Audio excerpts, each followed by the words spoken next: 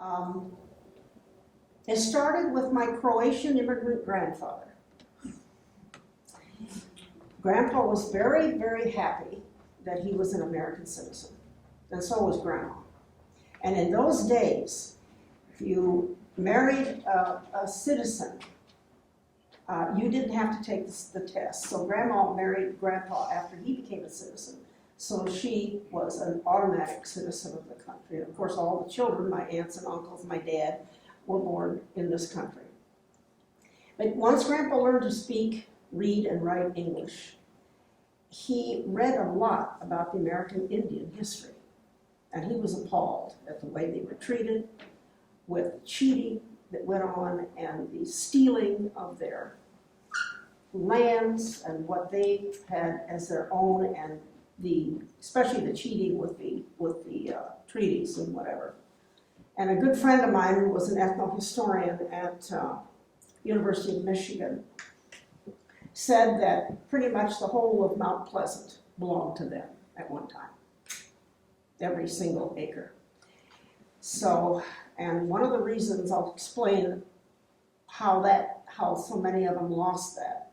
They had these, I don't know, the city council or something, all kinds of shenanigans went on, and they worked it so that if any indigenous folks were off their land for just an hour, 2 hours, whatever, they would take some boards and put up a shanty on their property, on the Indians' property. And when the folks came home from shopping or whatever they had to do, they were told, this is not yours anymore. So that's how most of the land of Mount Pleasant was lost to them. But little by little, they're getting it back. If you heard about what's happened in Oklahoma, who knows? They're getting that land is coming back that they lost. All that treaty land is coming back. How they're going to handle that, I don't know, but it is going to come back eventually to them. Well, again, thank you for coming, and tonight's story is about the men of Company K. They, in 1861, they went down to the induction centers when the war broke out and just wanted to join up, and were told, no, you can't. And they said, why? We want to defend our country. No, you can't. Well, what happened, they didn't really explain it to them. But the law in Michigan at that time was that you could not draft or enlist an indigenous person. So Grant was losing his shirt and needed some warm bodies. And so the powers that be said, you know, maybe we ought to change our minds and maybe we ought to let these fellows join and become soldiers. So they did. And they just really would flock down to the induction centers to sign up. And why would they sign up? For a government that really never made much to do except to take everything they had. Number one, it was their home. Two, it was a way to earn some money. Many of them had nothing. Three, they felt they were citizens, and really, in all honesty, they were. They were here. In fact, this good friend of mine, who was the ethnohistorian at U of M, said that after they had progressed down the St. Lawrence Seaway and settled at the Straits, that's when they divided into 3 distinct areas with a language that was, a language that they could all understand, regardless of what. So they're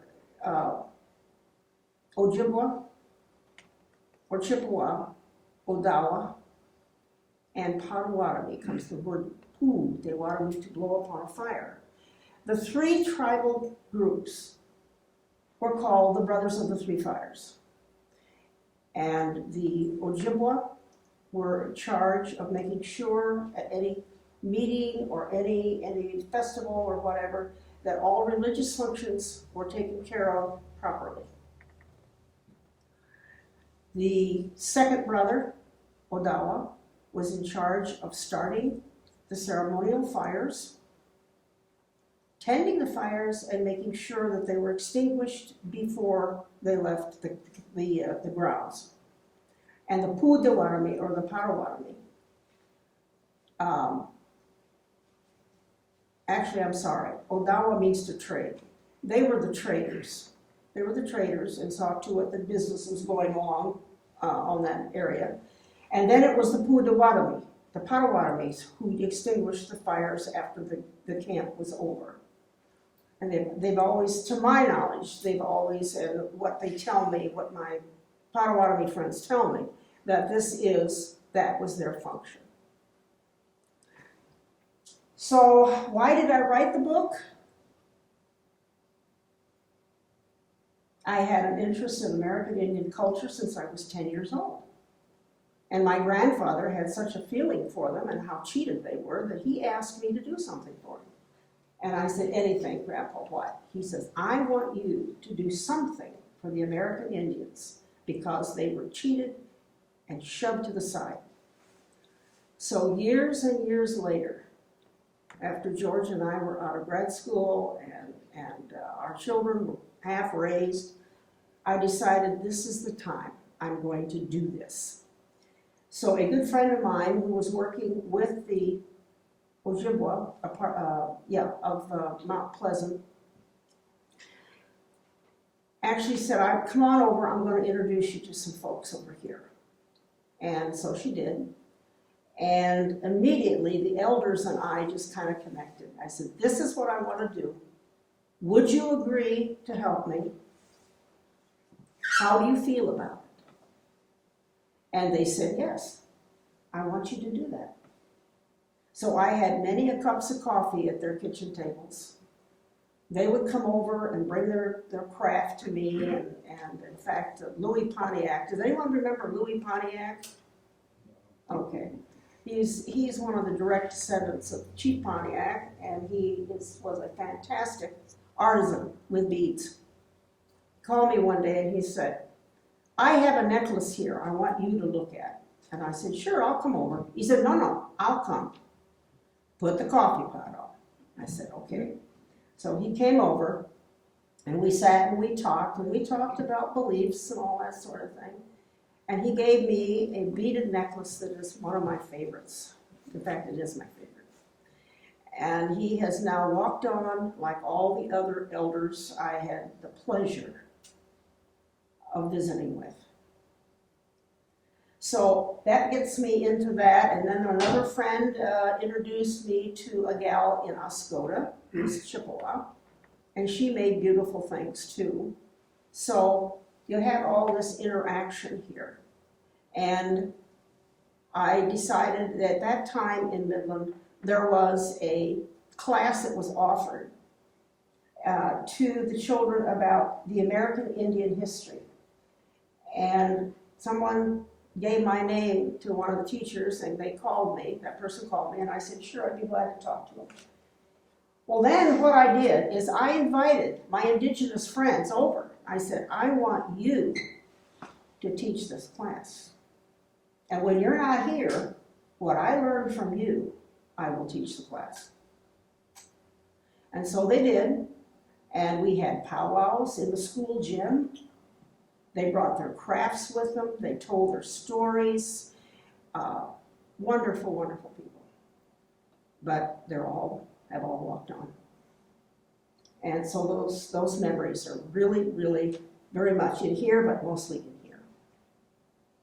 So tonight, the subject I have chosen is to talk about some of the men who came from two villages, Cross Village and Harbor Springs. And Beth had said that she wanted that, and I'm honoring her request because these are the folks who are in your area here. And of course with me is the Chippewa in Mount Pleasant because I live in Midland. Anyway, let's start with that. Beth, I wish this were a little wider. I can get both things on here. I don't know if I can or not. We'll do the best we can.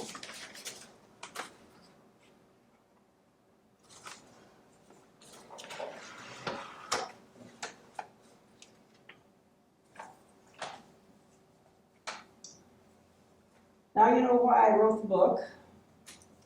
And they did support me in my research and told me many, many, many stories.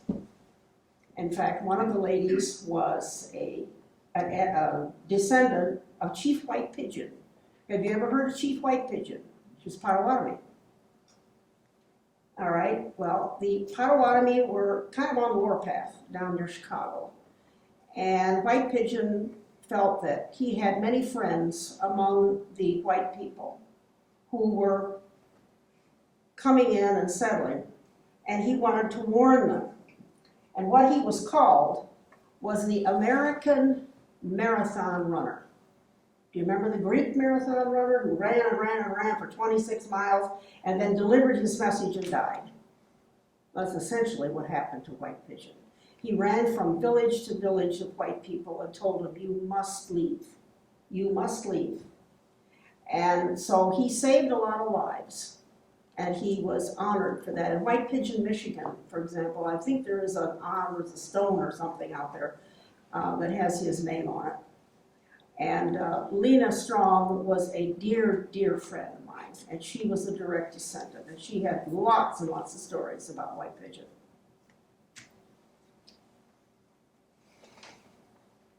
So let's look at some of these people. And I had to choose because I didn't have time to talk about all of them. But let's look at Harbor Springs first. Petros Awanaquad. Anybody know the name? No? Okay. Petros, during the siege of Petersburg, Virginia, he was severely wounded when a burst of a rebel cannon shell penetrated his bomb-proof shelter,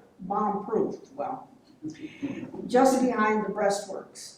A piece of shrapnel from the shell burst and fractured his right thigh femur and severed the femoral artery, which is this huge artery in the thigh, which carries a lot of blood to the lower portion of the body, and resulted in a great loss of blood.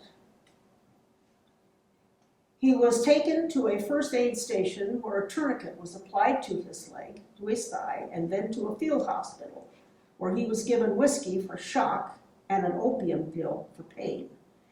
People have asked me, was there an opium or was there a drug problem after the Civil War? Yes. And it wasn't their fault. It was they were given because there was nothing to cut the pain as strong as opium at the time.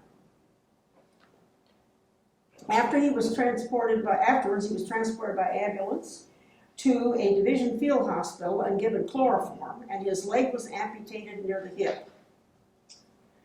The shock of too much blood loss resulted in his death later that afternoon.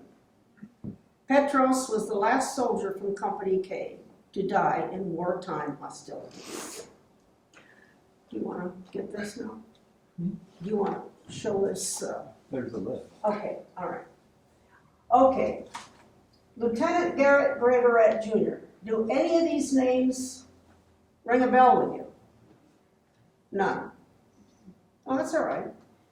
They didn't when I first saw him either, but yeah. Henry Garrett Graveret Jr. Louis Bennett Bobine, who dropped the bovine when he went in, and just kept Louis Bennett. Augustus Bouchard, Jonah de Basquam, Samuel Kagwach, Leon Otash Kwabono, and Antoine Tabiet. But what I learned is there is no such thing as Tabiet. It's Tobiah, or Tobiah. So sometimes when some of the writers get that screwed up, and then you get something and the indigenous folks say, wait a minute, did anybody ask me about this? Okay, so Petros.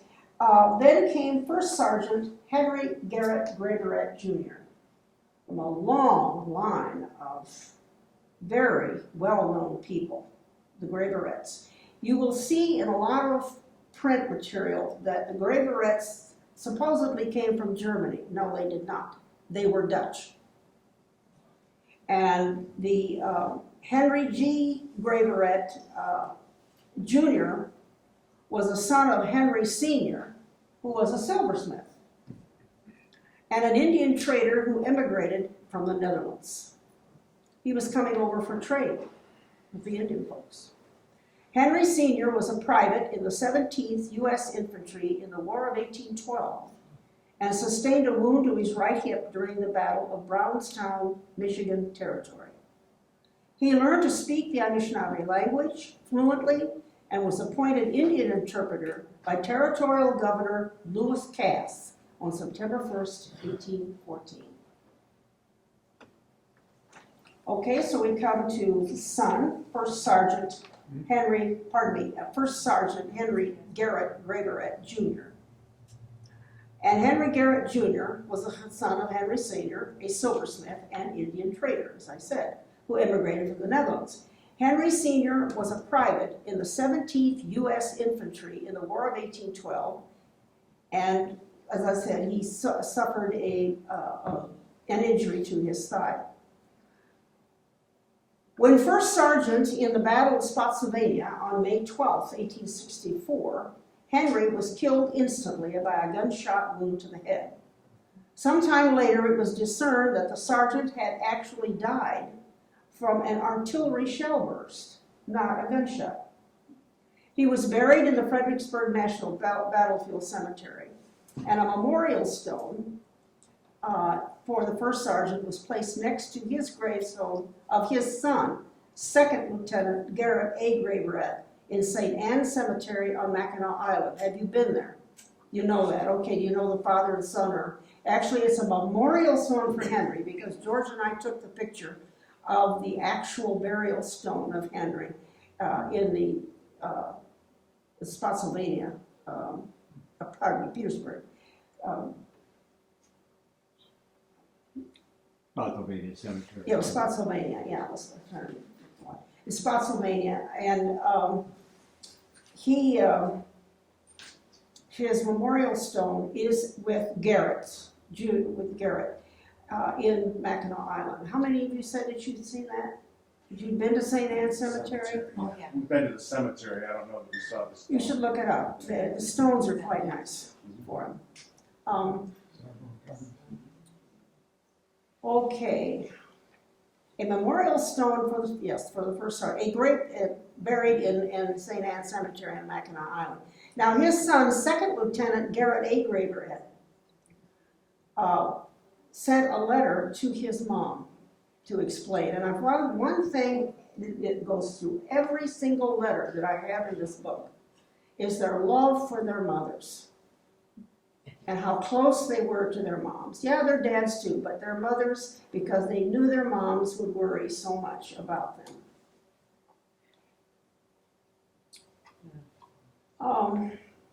So anyway, all right. I'm going to read the letter that he wrote, or had written, because he was injured. He was actually on his deathbed. Garrett A. Graveret, the son of Henry, was on his deathbed. He had a terrible wound in the shoulder. And they took the arm off near the shoulder. And of course, in those days, they didn't really understand the germ theory. And they used what they thought was helped, and that was iodine. So, and if you lost an arm, or if you had such terrible injuries to your shoulder and your legs, what did they do? They took it off. And that would, of course, increase the blood loss, and there was no way to do transfusions. Oh, they did them in ancient times, but not like, the people died. So he wrote a letter to his mom on June 30th, 1864. Let's see if I've got that. He knew she was going to worry an awful lot.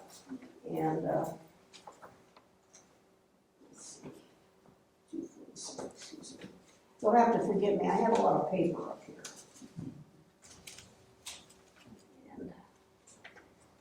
And I don't have much room here for this book. Get the exact wording.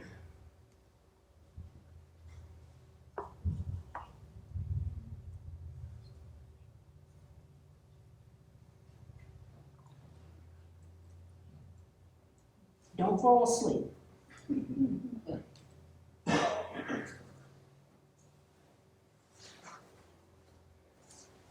All right.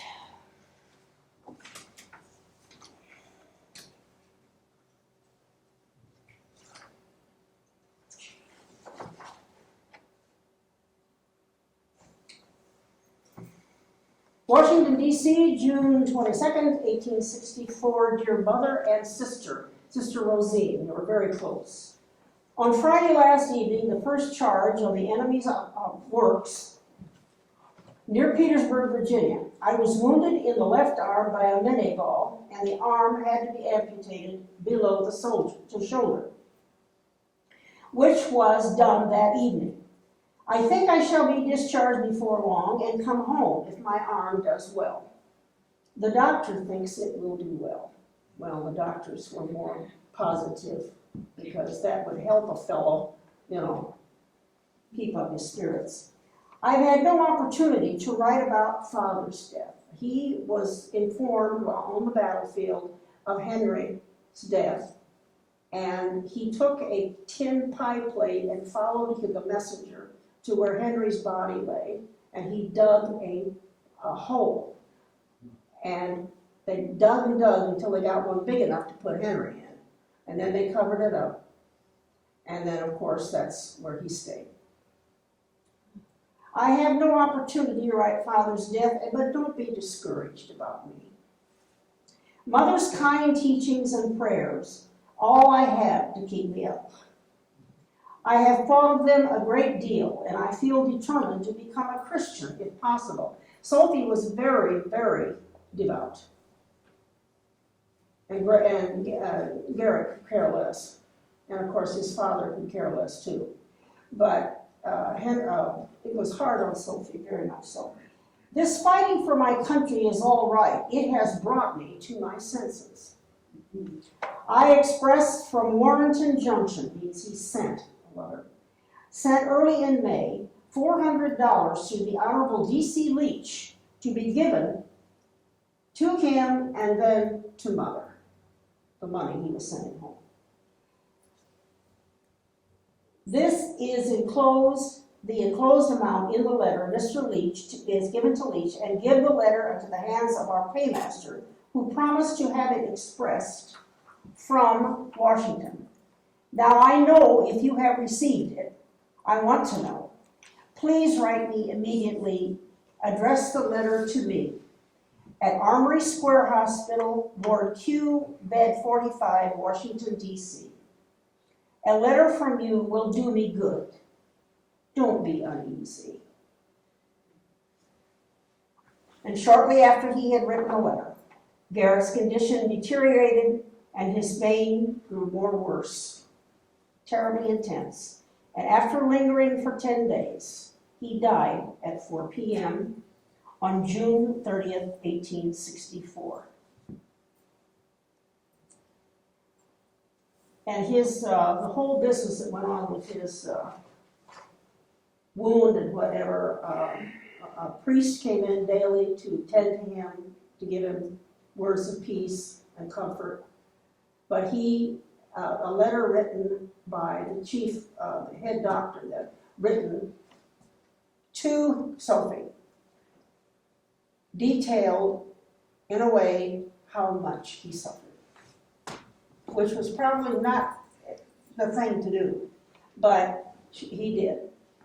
And then she lost her husband, she lost Henry, she lost Garrett, and she was alone. She is buried in Holy Cross Cemetery.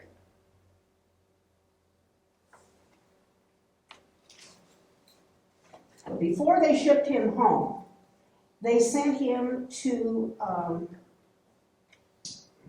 they actually interred him in the Congressional Cemetery in Washington, D.C. That's quite an honor to have that done. And then when she was ready, she said, I want him home. And they said, well, where should we send him? And she said, let me think about it. So when she did, she let them know that she wanted him buried on Mackinac Island. So when you go there, that is Garrett's grave and a memorial stone for Henry. very close father and son.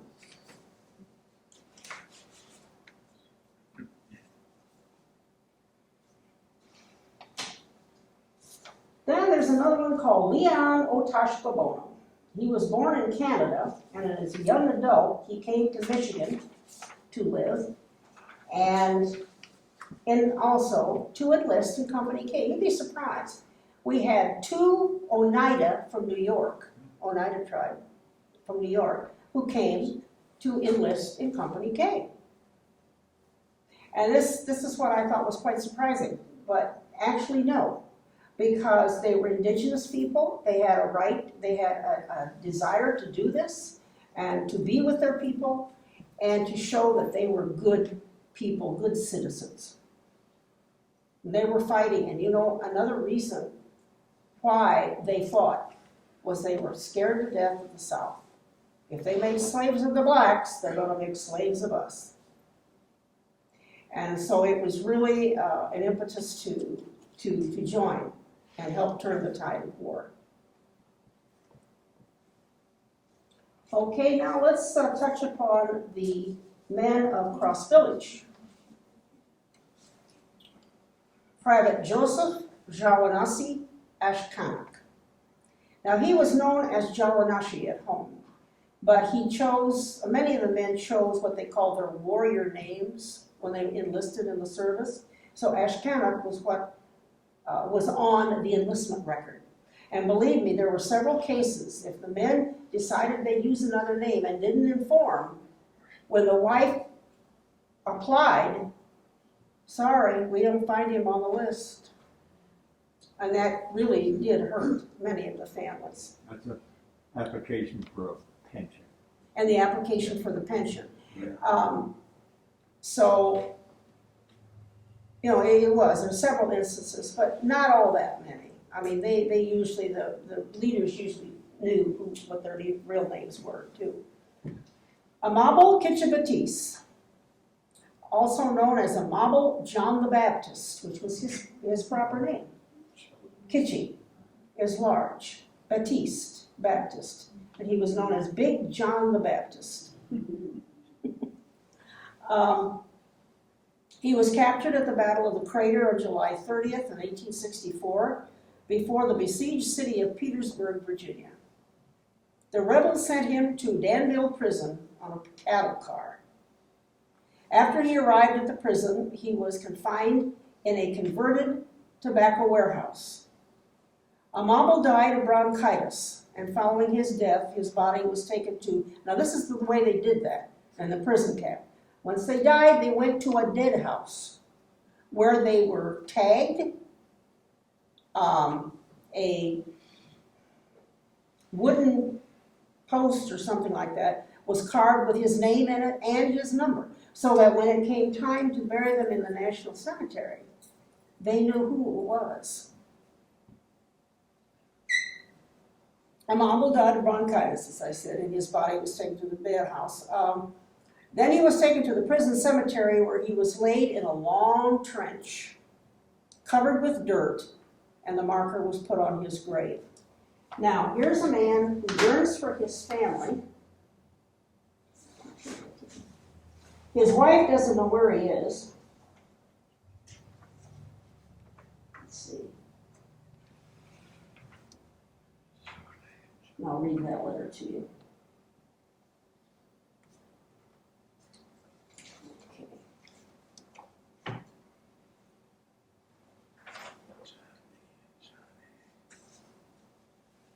Danville, August 5th, 1864. Dear wife, I now inform you that I am a prisoner and I am well, and hoping that these few lines will find you in good health. I am in a good room and well fed, and I hope that my 4 little children are well. Dear wife, I'd like to be with you, but I can't very well leave this good place. Well, it didn't turn out to be a good place.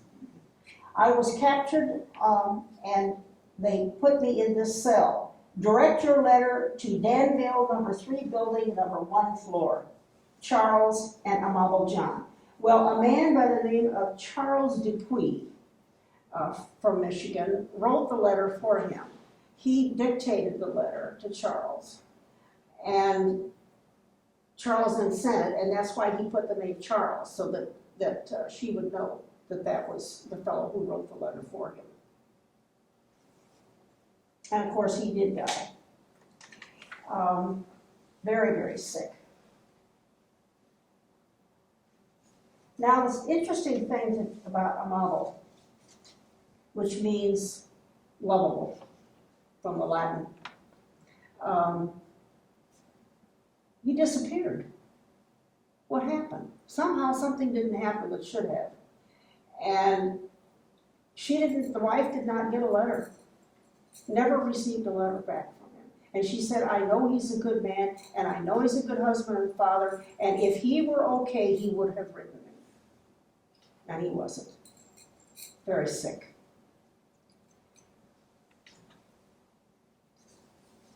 So anyway, we couldn't find, I think it was, no, that's another one. He was buried, like I told you, similar circumstances. And this Charles Dupuy was awarded the Medal of Honor on July 30th, 1896, for his gallantry in action in the Battle of the Crater, fought at Petersburg, Virginia, on July 30th, 1864. I don't know whether she ever met him, this Charles Dupuy, or not, but there's a lot about him in the Michigan history. And I guess he was an outstanding soldier. Okay, now those are the rest of them. Daniel Makawina is buried in, Chief Daniel Makawina is buried in Brady Cemetery in Saginaw. And Charles Shabina enlisted as a teamster, not as an infantryman.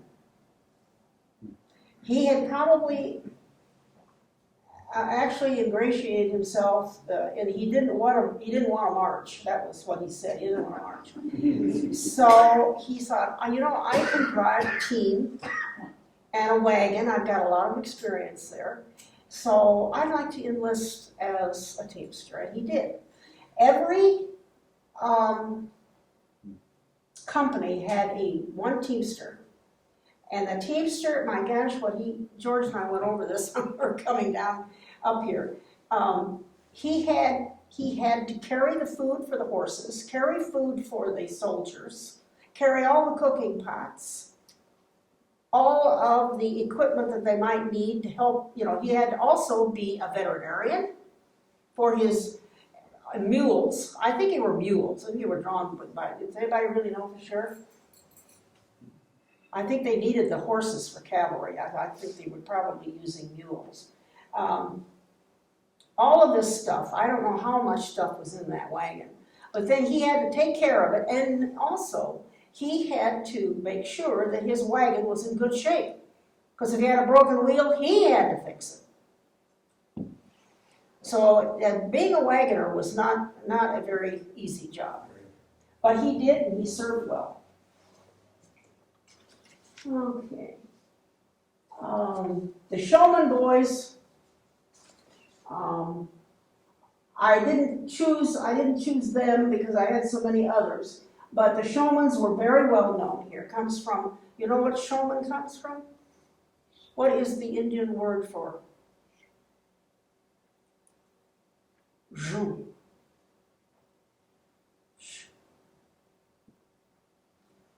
It comes from the word for grape or raisin. And I thought that was kind of interesting, you know, but that's what the showman was what they came out as. And then Corporal Francis Tavisash, there he is. He's outside his house. I don't know who all these women are, but two of them. But that is a award he got for his service. And in fact, a lot of the guys never got anything. They were promised they would have an award, but they didn't get anything. So, and Charles DeLand was extremely upset, the colonel of the group. And he, in his diary, his personal diary, not the reminiscences he sent in, his personal diary, I regret that my men were not honored as others were honored in the company, in the regiment. And you could hear it in his writing. You could hear his frustration and his anger. And he all but said, "You're racist." And he said one was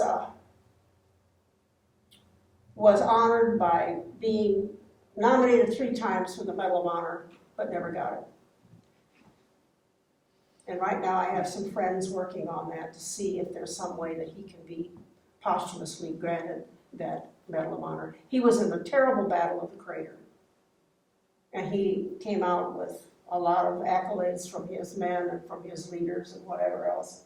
But it just shows you how prejudiced they were. Any questions so far? So we heard after the war how a lot of veterans were given 40 acres, maybe a mule, I'm not sure. I have the feeling that perhaps that didn't carry on to the indigenous. I don't know about indigenous, but what the government did was they gave them basically preferred homestead plots. And my great-grandfather had 2 uncles, or 2 brothers in the 24th Michigan, and that's what they did. They went out to Kansas after the war, and they took out homesteads, but they were veterans, so they had preference. Okay. But so 40 acres and a mule, yeah, you've heard about that, but I've never heard it happen. Yeah. No, that's what the blacks were supposed to get. Right. That's what they talked about. Oh. That's right, and that just didn't materialize at all. Former slaves. You know, I mean, the army, the military will promise you anything to get you in. All I you know. guys who've served in the service, I mean, you can make you sailing the seas. He was how many 3 years you were on the ocean or something? Yeah, he was in the Navy, and I had this romantic idea that I really wanted to go on a ship, sail someplace, and he said, "Look, I sailed for 3 years. I've had enough of that." So anyway, okay. Another factor was the financial factor, the pay factor, the big thing for the Indians, because with the bonuses, signing bonuses they got half a year's pay, and for unskilled labor, pay was 50 cents a day, and a private got paid, I think, $15 a month, and it came every month, and if something happened to you, your family got a pension. Yeah. So there are lots of other letters in here. They're kind of really interesting. And some of the guys would get on a snort, and they would go into Chicago when they had liberty, and probably. And so their leader had to go over there and get them, bring them back. But he was very lenient with them. He knew, they were lonely, and they had been wounded, many of them, and they were just kind of fed up with the whole thing. But in the Army, I look at these advertisements these days, and you're going to sail the ocean blue. Mm-hmm. What did you get? You got some award to going over the Arctic Circle or something. I don't know. How about the last place I went? Yes. How big was Company K? Pardon? How big was Company K? How many members? 140. About 140. There were 149. a Civil War company with 100 men. Yeah, it averaged 100 men, but then you had to replenish. Had to be replacements and so forth and so on. Were they all indigenous? Yes, Company K was all indigenous. And they had one officer, that was Graveret Jr., or Graveret, pardon me, Henry's son. And Henry's mother was Sophie Bailly B-A-I-L-L-Y, pronounced like Bay-E. And there was both indigenous and French in her side. And Garrett spoke French and Anishinaabe very fluently. And she was very refined. She taught him the graces of when you have someone over for dinner, blah, blah, blah, and so forth. And Henry, his dad, would take him hunting and teach him the manly skills of providing for a family. But Garrett had this wonderful, wonderful ability to cross into two worlds. He could walk with his mother's people, he could walk with his father's people, and he understood and how to ameliorate and not have a problem of fussing and whatever else. And that's why he was chosen as the leader, as of the first lieutenant. He got up to first lieutenant, I think it was. Such a fine young man, and to die so young. Any other questions? One of the other interesting things is that the pensions were, of course, very valuable. And sometimes more than one wife applied for the pension. And this produced very large files in the War Departments. I can't tell you how much time I spent in the military department in Washington, D.C. at the National Archives. I think I got to know those people very well. And it'd be about, every year for about 4 years. 4 years. And I thought they were wonderful, they were very helpful, and they understood what I was doing. And they thought, it's about time this was done. I said, well, give me time, give me time. Took me, can you guess how many years it took me? Take a wild guess. 10.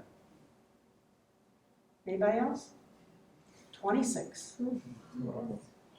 That was including trips, research, and writing. 26 years. Yes? How many of the original troop of Company K came back to Michigan or survived the war? We had, what was it, how much a percentage? You got that number, I don't remember. I've got that number, folks, but I don't have it in here with me tonight. But I've got it. I've got it. Yeah. Any other questions? Anything that I left hanging or raggedy or something you want cleaned up or? In your book, do you have a profile of each soldier in the book? Yes. So all 140? All the men in Company K are profiled. First with their military experience and then with their personal biography. Who were they? Who loved them? Did they marry? Did they have a family? Where are they buried, if we know? And of course, burial is, do we have time? I can tell them what they did. If you were killed on the battlefield, and the problem was that when the North and the South were going like this back and forth, and finally it got too dark to see, they stopped the fighting. Then each side would go out and try to retrieve their own dead or wounded.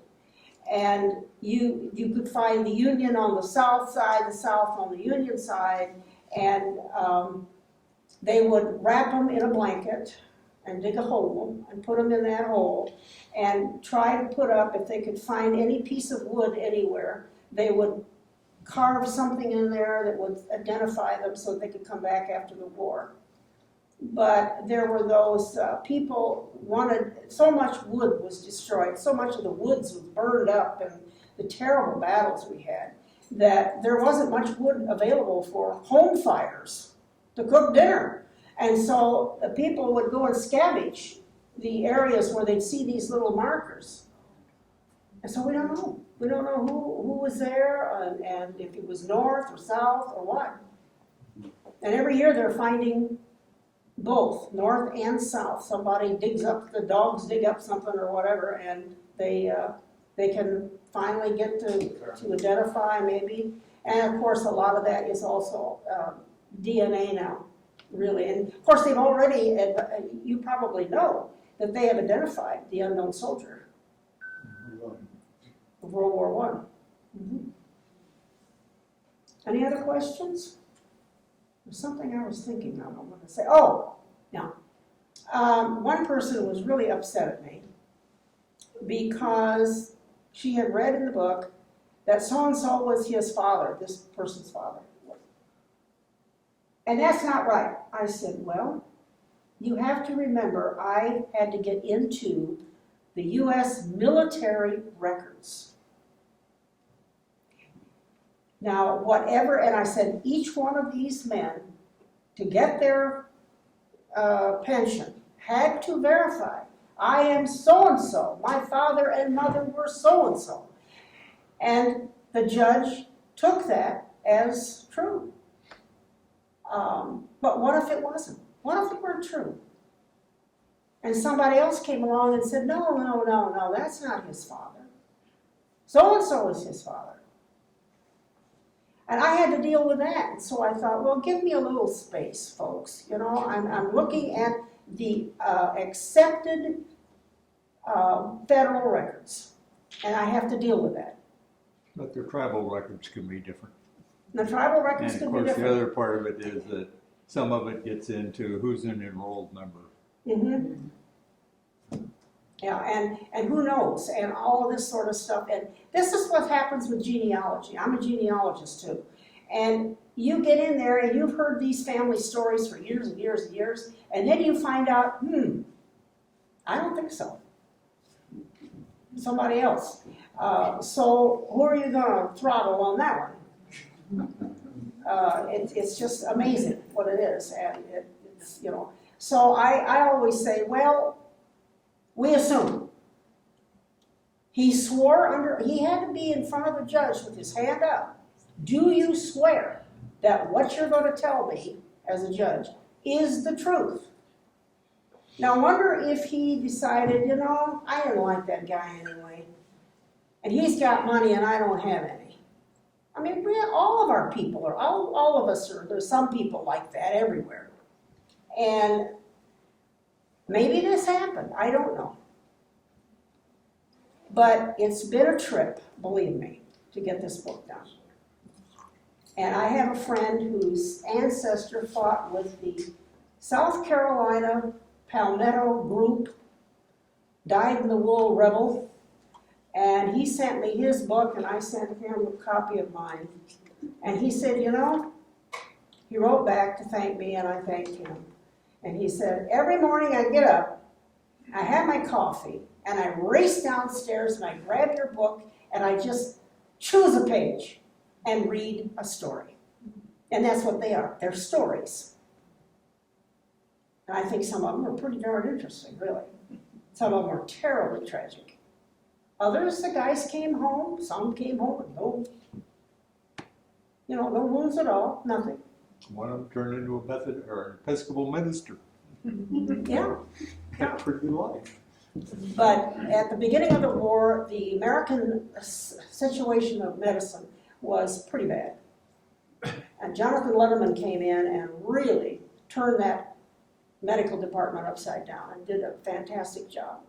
And got the ambulance wagons to go instead of taking off and leaving the poor guys to die and bleed to death. And there are awful stories there, but he whipped that into one of the best. And by 1865, American medicine was state of the art in the world. At that time, and you have to think about it at that time. So a lot of things were done, a lot of things were invented, a lot of different surgeries were invented at that time. And we learned a lot. We really did. And our indigenous fellows helped us learn. They had their surgeries and their stories when they came home. When they came home, and whether badly wounded or not, they would join their GAR groups, Grand Army of the Republic, and that was their veterans. And these guys would get together and commiserate and talk and maybe cry, because a lot of them had PTSD. You know what PTSD is? All right, a lot of them came home with that. And it was tragic. And I know a couple of veterans right now who have that. And each one who has PTSD has to be treated in a different manner. You can't just, this is the way it's gonna be. So it's been something, and they used to call it, during the Civil War, they called PTSD soldier's heart. And it was just as nasty to deal with then as it is now. So, well, I think I've talked enough. I think I've probably bored you to tears, but anyway. If you have anything else to ask, you know.